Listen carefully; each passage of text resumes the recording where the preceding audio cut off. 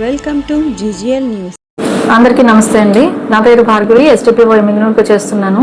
ఈరోజు వేరే వర్క్ నిమిత్తం గోనిగండ్ల పిఎస్కు రావడం జరిగింది.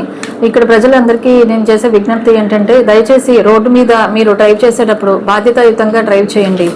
మీ రోడ్ సేఫ్టీ రూల్స్ ఏవైతే ఉన్నాయో అవన్నీ పాటించండి. దయచేసి హెల్మెట్ ధరించండి. హెల్మెట్ ధరించడం వల్ల మీ ప్రాణానికి ఏ విధమైన ఆటంకం లేకుండా మీ ప్రాణానికి అపాయంలో పడకుండా ఉంటుంది. మీ ప్రాణం మీ ఒక్కరిదే కాదు, మీ మీద ఆధారపడిన మీ కుటుంబం ఉంది. ఆ కుటుంబం అంతా రోడ్డున పడిపోతుంది ఒకళ్ళకి యాక్సిడెంట్ జరిగింది అని అంటే. సో దయచేసి హెల్మెట్ ధరించి డ్రైవ్ చేయండి.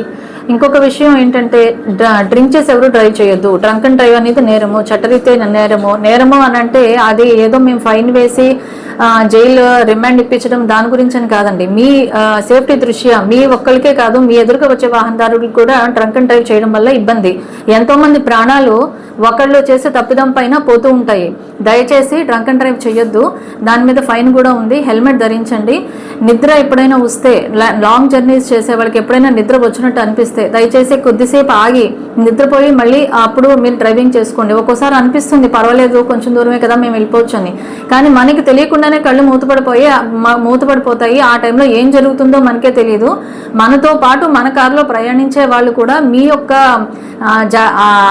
జాగరూకత మీదే ఆధారపడి ఉంటాయి. వాళ్ళ ప్రాణాలు కూడా, మీ ప్రాణాలు, ఎదురుగా వాళ్ళు వచ్చే ప్రాణాలు కూడా మీ ఒక్కరి చేతిలో ఉన్నాయి. దయచేసి అది గుర్తుపెట్టుకోండి. మీ కుటుంబ బాధ్యత, వాళ్ళ భద్రత కూడా మీదే కాబట్టి బాధ్యతాయుతంగా డ్రైవ్ చేయండి. రోడ్ సేఫ్టీ రూల్స్ పాటించండి. ఇంకొకటి, ఇప్పుడు వింటర్ కాబట్టి కొంచెం పొగమంచు ఎక్కువగా ఉంటుంది.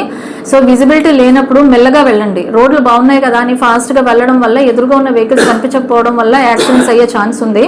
సో దయచేసి ఇప్పుడు ప్రకృతి ఎలా ఉందో దానికి అనుగుణంగా మన రెస్పాన్సిబుల్గా డ్రైవ్ చేయడం అనేది చాలా ఇంపార్టెంట్.